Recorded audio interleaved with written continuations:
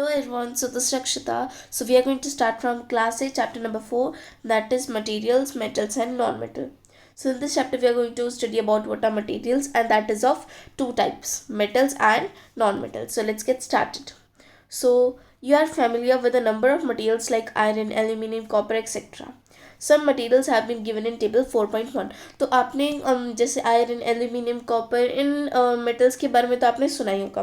तो ऐसे टेबल 4.1 में कुछ दिए हुए हैं, and these are appearance and hardness of material.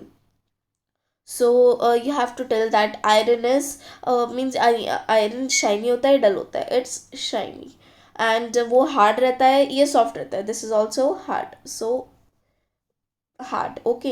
Then coal, coal आपको बताना है शाइनी रहता है, डल, ये डल रहता है, ठीक है. ऐसे अभी हार्ड रहेगा, यस ये हार्ड रहेगा, तो ऐसे आपको ये फील कर सकते हो. Then next is can you name the material which are metals. क्या आप उन मटेरियल का नाम बता सकते हो जो मेटल्स हैं. The rest of the material in table 4.1 are non metal. और जो बाकी के बचे टेबल 4.1 में वो नॉन मेटल्स हैं. Metal can be distinguished from non metals on the basis of the physical and chemical properties. अभी हम कैसे पता लगाएं कि नॉन मेटल है या मेटल. हम उसको फिजिकल और केमिकल की प्रॉपर्टीज पे हम उसको डिवाइड कर सकते हैं. And recall that luster and hardness are physical properties. जैसे luster means उसकी जो शाइनी है मीन्स जो चमकता है वो, और उसकी हार्डनेस कितना हार्ड है वो. तो लस्टर और हार्डनेस वो क्या उसकी फिजिकल प्रॉपर्टीज है. देन अभी हम पढ़ने वाले physical properties of metals and non metal. Metals और नॉन मेटल दोनों की physical properties. So, have you ever seen a blacksmith beating an iron piece or an article made up of iron like a spade, a shovel and an axe? क्या आपने कभी देखा है कोई black जो है आयरन के पीस पे, आर्टिकल पे कोई आयरन मीन्स आयरन से मार रहा है, या फिर कोई स्पेड, शॉवल, एक्स पे मार रहा है. Then do you find a change in the shape of article on beating. Means क्या आप देख सकते हो जिस आर्टिकल पे वो मार रहा है, बीट कर रहा है, तो उस आर्टिकल की शेप चेंज होगी. Would you expect a similar change if we try to beat a piece of coal. क्या वही सेम चेंज होगा जब मैं अगर कोल को मारती हूँ. Let us find out. So we will find it out with the help of an activity. So this is activity 4.1. So take a small iron nail, a cold piece, a piece of a thick aluminium wire and A pencil lead. तो आपको क्या करना है, एक छोटी C iron nail, एक छोटी C iron की कील लेनी है, और एक कोल का पीस लेना है, और एक मोटी सी एल्यूमिनियम वायर लेनी है, और एक पेंसिल की लीड, ठीक है. Then but the iron nail with a hammer. और जो आयरन नेल होगा ना उसको हैमर के साथ try to hit hard, but take care that you don't hurt yourself in the process. तो आपको क्या करना है, उसके हैमर के साथ आपको ये दीवार पे लगानी है, सॉरी दीवार पे नहीं, आपको मीन्स उसको बीट करना है हैमर के साथ. Then hit hard the aluminium wire also. Aluminium wire को भी आपको हिट करना है. Then repeat the same kind of treatment on the coal piece and pencil lead. आपको यही सेम कोल पीस पे भी करके देखना है, इसे मार के देखना है हैमर के साथ, और पेंसिल लीड पे भी. Record your observation table 4.2. फिर आपको 4.2 में आपको अपने ऑब्जर्वेशन रिकॉर्ड करना है कि ये फ्लैटेंस होगी मीन्स पूरी फ्लैट हो जाएगी, या छोटे छोटे पीसेस में टूट जाएगी. Then next is you saw that the shape of the iron nail and the aluminium wire change on beating. आपने देखा जो एल्यूमिनियम मीन्स जो आयरन नेल है और एल्यूमिनियम वायर, जब इनको बीट किया गया तब उन्होंने अपनी शेप चेंज कर ली.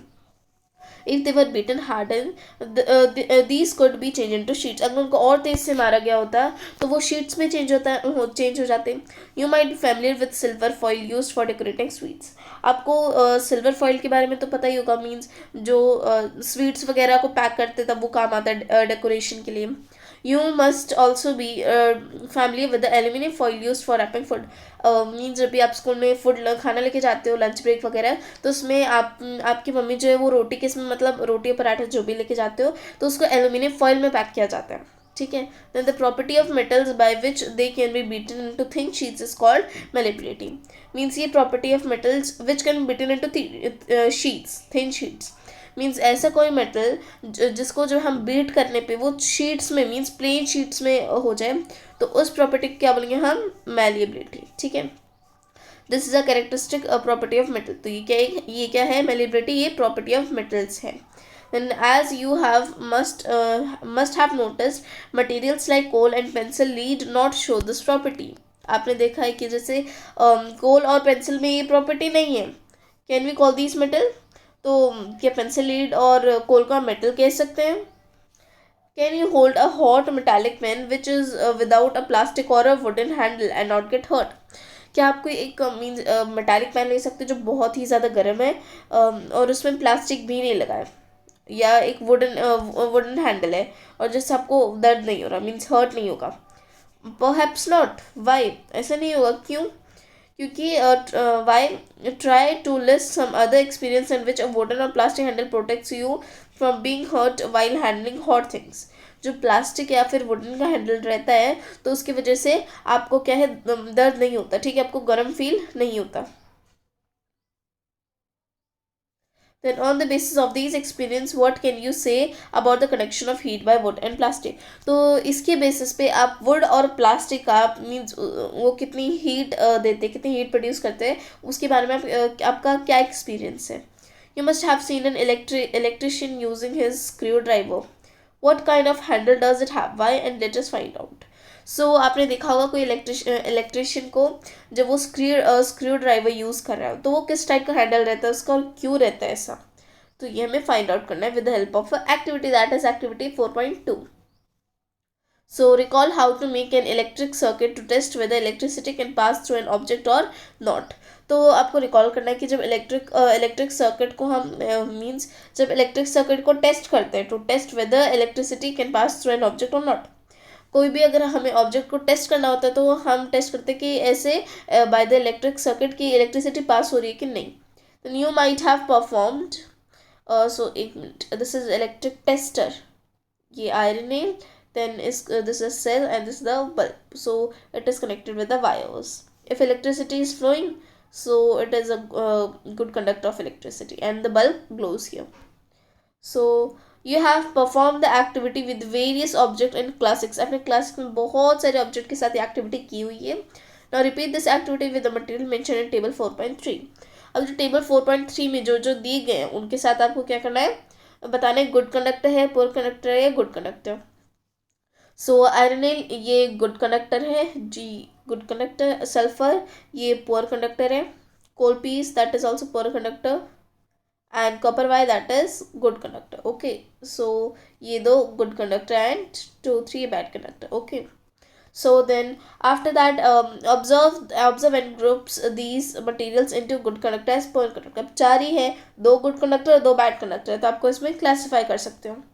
Then you observe that iron rod, nail and copper wire are good conductor while rolled sulfur piece and coal piece are poor conductor. जैसे मैंने आपको बताया कि आयरन रॉड, नेल और कॉपर वायर क्या है, ये गुड कंडक्टर है, बट जो सल्फर का पीस है और कोल पीस क्या है, ये बैड कंडक्टर्स है. Oh, the meaning of recalling our experience and then of this activity was to show the metals are good conductors of heat and electricity. Means हम लोगों ने एक्टिविटी की थी वो हमें ये दिखाने के लिए थी, ये दिखाने के लिए की थी कि जो मेटल्स है वो गुड कंडक्टर्स हैं हीट और इलेक्ट्रिसिटी के.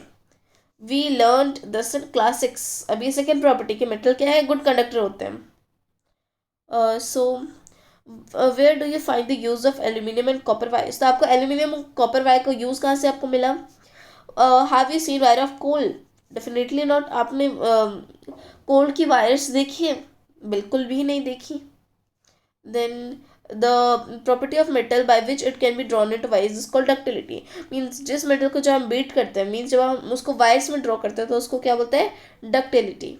Have you ever notice the difference in sound on dropping on iron sheet और plate, a metal coin and a piece of coal on the floor? क्या आपने कभी देखा है अगर मैं मतलब आयरन शीट गिराऊंगी या फिर मेटल कॉइन गिराती हूँ, मीन्स फ्लोर पे दूर से पकड़ के, मीन्स ऊपर से पकड़ के मैं गिराती हूँ, तो सबके साउंड में क्या है, अलग अलग डिफरेंस है. If not you can right now. अगर नहीं है तो आप ट्राई कर सकते हो. Do you note an difference in the sound produced? क्या आप जब आपने ट्राई करके देखा तो क्या इसमें डिफरेंस है जो साउंड प्रोड्यूस हो रही है? Yes, difference is there. The next is have you seen wooden bells in temple. आपने वुडन की बिल देखी है टेम्पल्स में? Can you give a reason? क्या आप रीजन दे सकते हो? The things made of metals produce a ringing sound when struck hard. जो मेटल की चीज़ें बनी रहती है, जैसे वो वुडन बेल है, वो मेटल की बनी हुई है। जब मैं उसको मीन्स जब स्ट्रक हार्ट में उसको मारूंगी तो बहुत तेज़ उसकी साउंड के बहुत तेज़ आती है। Suppose you have two boxes similar in appearance, one made of would and the other of metal. तो आपके पास समझो दो बॉक्सेस हैं और एक वुड से बना हुआ है और एक मेटल से बना हुआ है। Can you tell which box is made of metal by striking both the boxes? Means जब हम इन दोनों को स्ट्राइक करेंगे, ठीक है, दोनों को मिलाएंगे एक साथ, तो कौन सा बॉक्स मेटल से बना हुआ है? Then since metals produce ringing sounds they are said to be sonorous. जो मेटल ऐसे रिंगिंग साउंड्स प्रोड्यूस करते हैं, ठीक है, तो उनको क्या बोलते हैं हम? सोनरस। तो metals have sonorous property, so this is the third property. Then the material other than metals are not sonorous. But जो मेटल्स होते हैं, मेटल सोनरस होते हैं, बट जो नॉन मेटल मतलब मेटल से दूसरे होते हैं वो नॉन सोनरस होते हैं। Then after performing the above activities, we can say that some materials are hard, lustrous, malleable, ductile, sonorous and good conductors of heat and electricity. तो हम लोग ये ऊपर की ये एक्टिविटीज़ परफॉर्म करके हम बता सकते हैं कि कुछ कुछ जो मेटल्स होते हैं हार्ड हो सकते हैं, लस्ट्रस मतलब शाइनी हो सकते हैं, मेलिएबल उनको इसमें बीट किया जा सकता है, थिन शीट्स में, डक्टाइल वायर में ड्रॉ किया जा सकता है, सोनरस मतलब रिंगिंग साउंड्स प्रोड्यूस होते हैं, good conductors of heat and electricity होते हैं। Then the material which generally possesses these property are called metals. जिन मटेरियल के पास ये प्रॉपर्टीज रहेगी, सारी प्रॉपर्टीज रहेगी, तो उनको मेटल्स बोलेंगे हम। The example of metal are, अभी मेटल्स की एग्जाम्पल दी जैसे iron, copper, aluminium, calcium, magnesium etcetera, ये सब। In contrast, the material like coal and sulfur are soft and dull in appearance. अगर देखा जाए जैसे कोल और सल्फर, ये तो सॉफ्ट भी है बहुत, और डल इनका जो अपीयरेंस है वो भी डल है, ठीक है, मतलब शाइनी नहीं है ये। They break down into a powdery mass on tapping with a hammer. जब इनको हम हैमर से टैप करते हैं तो छोटे छोटे पाउडरी सब्सटेंस में ब्रेक हो जाते हैं। They are not sonorous and are poor conductor of heat and electricity. वो सोनरस भी नहीं मतलब रिंगिंग साउंड भी प्रोड्यूस नहीं करते, और ना ही वो गुड कंडक्टर हैं, वो पोर कंडक्टर हैं। These materials are called non metal. तो इनको हम क्या बोलते हैं? Non metal. अब the examples of non metal are, अभी examples sulfur, carbon, oxygen, phosphorus, etc. Then next is metals like sodium and potassium are soft and can be cut with a knife. So sodium और potassium जो ये दो metals हैं, ये इतने soft होते हैं कि हम इनको knife से भी cut कर सकते हैं। Mercury is the only metal which is found in liquid state at room temperature. सिर्फ एक ऐसा metal, mercury ये एक metal का नाम है, ये एक ऐसा metal है जो liquid state में मिलता है, वो भी room temperature के liquid state में। These are exceptions. तो ये एक्सेप्शनल केसेस होते हैं कुछ कुछ, जैसे mercury is are exceptional case. Then हम लोगों ने पढ़ी भी physical properties, so let's see chemical properties of metals and non metals. So first is reaction with oxygen, कि रिएक्शन ऑक्सीजन के साथ कैसे रिएक्ट करेंगे मेटल और नॉन मेटल। से familiar with the phenomena of rusting of iron.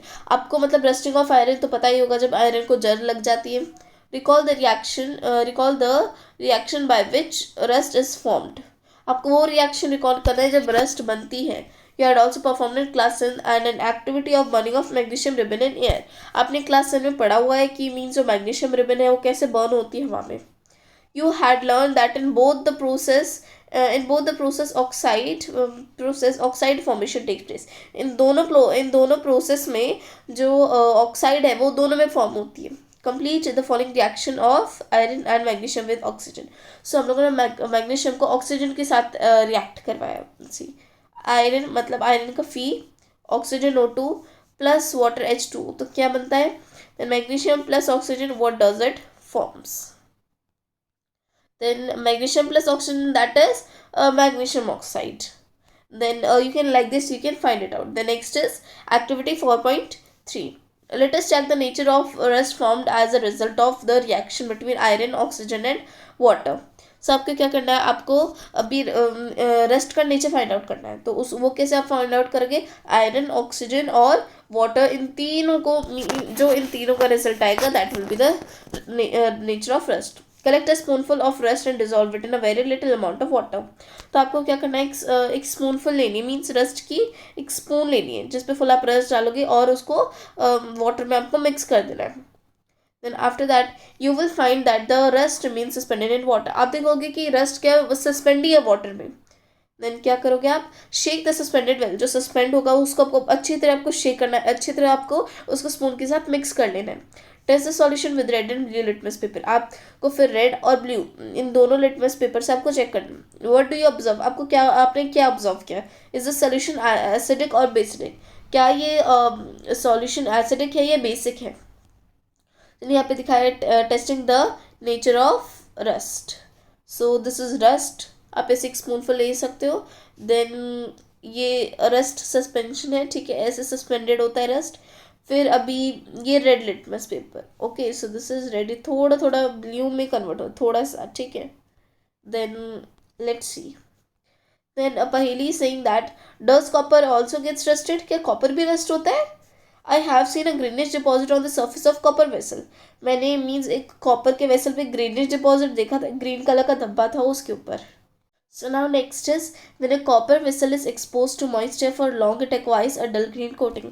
जब copper vessel क्या है, मॉइस्चर मीन्स बहुत टाइम तक मॉइस्चर में रहता है तो उसके ऊपर जो डल ग्रीन कोटिंग आ जाती है। फिर green material is a mixture of copper hydroxide that is CuOH2 and copper carbonate, the following is a reaction. तो जब ग्रीन मटेरियल किस चीज़ का मिक्सचर रहता है, copper hydroxide plus copper carbonate.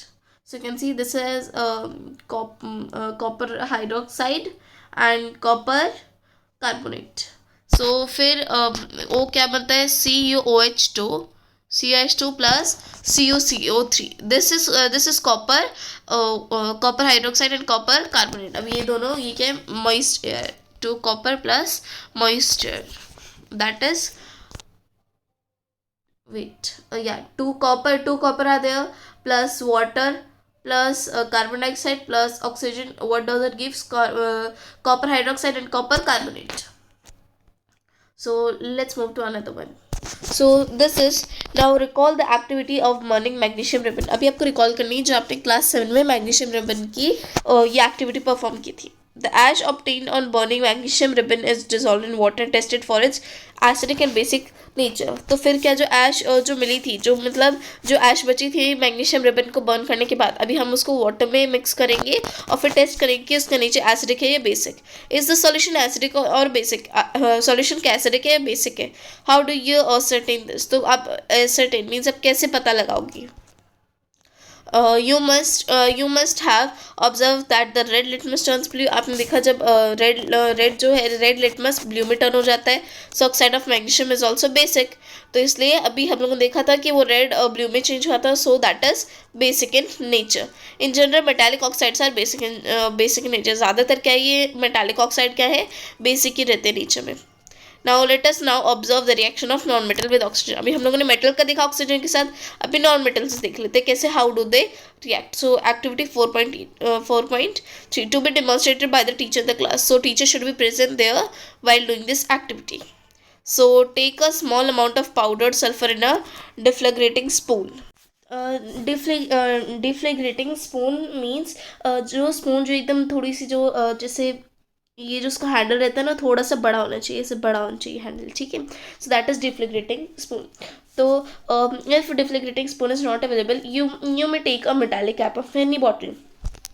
अगर डिफ्लेग्रेटिंग स्पून नहीं है तो आप एक मेटालिक कैप, मतलब एक मेटालिक कैप ले सकते हो कोई भी बॉटल की, unwrap metallic wire around it, और उसके चारों तरफ आपको मेटालिक वायर रैप कर देंगे। ये with the shape in figure 4.4a। सो जैसे 4.4a फिगर में जैसे उसको शेप दी गई है लाइक दिस, सो आपको ऐसे शेप देने ये, और फिर copper wire. Then as soon as sulfur starts burning, it introduce the spoon into a gas jar glass tumbler। तो यहाँ पे बोला गया है कि जो सल्फर है जब वो जैसे बर्न होना स्टार्ट करे तब आपको स्पून के गैस जार या फिर ग्लास टम्बलर में आप डाल सकते हो। Cover the tumbler with a lid to ensure that the gas produced does not escape। इसका जैसे जो टम्बलर रहेगा आपको उसको कवर कर देना है ताकि जो गैस है वो बाहर ना जा पाए। Remove the spoon after some time, फिर आपको कुछ टाइम बाद स्पून क्या है निकाल लेनी है वहाँ से। Then add a small quantity of water into the tumbler and quickly replace the lid. तो आपको क्या करना है, small small quantity of water means आपको थोड़ा सा मीन्स पानी लेना है, टम्बलर में डाल देना है and shake the tumbler well. फिर आपको टम्बलर को अच्छे से मिक्स करना है, उसको लिड को क्लोज करके मीन्स उसका ढक्कन को क्लोज करके। Then check the solution with red and blue litmus paper. फिर रेड और ब्लू लिटमस पेपर से आपको चेक करना है लाइक दिस। जैसे यहाँ पे ये डाल दिया ये कैप वगैरह और फिर क्लोज कर दिया। Then you have to stir it well. After that, like this you will get the solution. Then you have to find it is of blue or red litmus paper. So here metals and non-metal in acid and base. So here you have to tell that name the base, like calcium hydroxide is given. Which metal? That is of calcium. So like this you can take like magnesium hydroxide. Which metal? Magnesium. So and name of acid, you have to name the acid and its non-metal, like sulfuric acid. So which is metal? Sulfur. So like this you can name more. Then after that, the name of the product formed in the reaction of sulfur and oxygen is sulfur dioxide gas. जो जैसे जो name जो product का जो नाम है, ठीक है, वही उसका रिएक्शन रहेगा। जैसे अभी सल्फर और ऑक्सीजन का क्या रिएक्शन है? Sulphur dioxide gas. जब ये दोनों मिलते हैं तो सल्फर डाइऑक्साइड गैस बनाते हैं। When sulfur dioxide is dissolved in water, sulfurous acid is formed. फिर जब सल्फर ऑक्साइड जब पानी में मिलता है तो सल्फरस एसिड बनाता है। So reaction is given below. So see, sulfur dioxide plus water, sulfurous acid, and then sulfurous acid turns blue litmus paper red. तो सल्फरस एसिड क्या करती है? ब्लू लिटमस पेपर को रेड लिटमस पेपर में turn कर देती है। So generally वो एसिडिक रहेगा। Generally the oxide of non metals are acidic in nature. So then recall the names of some of the laboratory acid and bases you have read in class 10. So class 10 में आपने कुछ acid और bases के नाम पढ़े थे तो आप वो recall कर सकते हो. Note down the names in table 4.4. So 4.4 table में आप इनके आपको नाम लिखने हैं. Identify the metal or non-metal present in them which forms oxide oxide with oxygen. So आपको ये भी identify करना है कि metal है ये non-metal और उसमें कौन सी oxide है. Then table 4.4 is this only which I told to you. Then next is first is reaction with oxygen we have seen in metal, also non-metal. So next is a reaction that is second reaction with water. So here, so let's see in metals and non-metals both. So with water what does it react?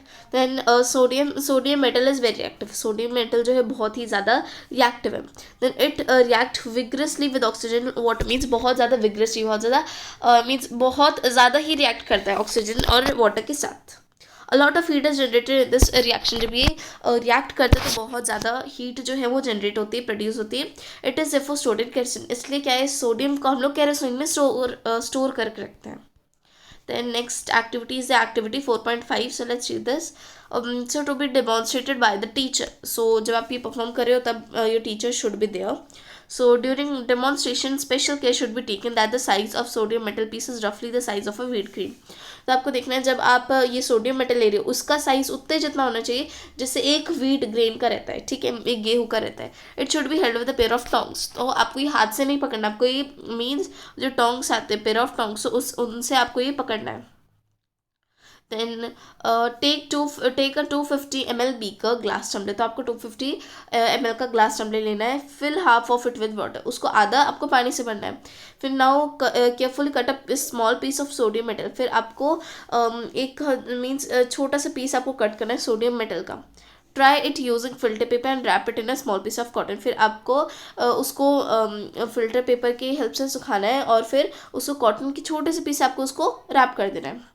Put the sodium piece wrapped in cotton into a beaker. फिर आपको जो sodium piece जो rap किया हुआ है, ठीक है, उसको फिर उसको मीन्स रैप उसको कॉटन में रैप कर दिया. फिर आपको उसको बीकर में रख देना है. ऑब्जर्व केयरफुली, ध्यान से देखो उसको. During observation keep away from the beaker. जब आप ऑब्जर्व कर रहे हो तो उसको आप बीकर से दूर रहो. When reaction stop touching the beaker. जब रिएक्शन जो है वो बीकर से टच नहीं करेगा, व्हाट डू यू फील, तो आपको क्या फील हुआ? Has the beaker become hot. क्या बीकर जो है वो हॉट हो गया? Test the solution with red and blue litmus paper. फिर आपको टेस्ट करें कि ब्लू रेड लिटमस पेपर में चेंज हुआ या ब्लू में. इज द सॉल्यूशन एसिडिक और बेसिक, ये सॉल्यूशन एसिडिक है या बेसिक। तो जब भी हॉट मीन्स बहुत ज़्यादा गर्म हो रहा है, ठीक है, बहुत ज़्यादा लस्टरस भी है। You observed that sodium react vigorously with water, आपने देखा कि सोडियम क्या है, वाटर के साथ बहुत विग्रेसली रिएक्ट करता है। Some other metals do not do so, दूसरे मेटल ऐसा नहीं करते। फॉर एग्जाम्पल जैसे iron react with water slowly, iron क्या है, वाटर के साथ स्लोली रिएक्ट करती है। Generally non metals do not react with water though they may be very active in air. Non metals क्या है, वो वाटर में ज़्यादा रिएक्ट नहीं करते, वाटर में रिएक्ट ही नहीं करते, हवा में ज़्यादा करते हैं। Such non metals are stored in water, तो जो हवा में करते हैं तो उनको क्या है, वाटर में स्टोर किया जाता है। For example phosphorus is a very reactive non metal.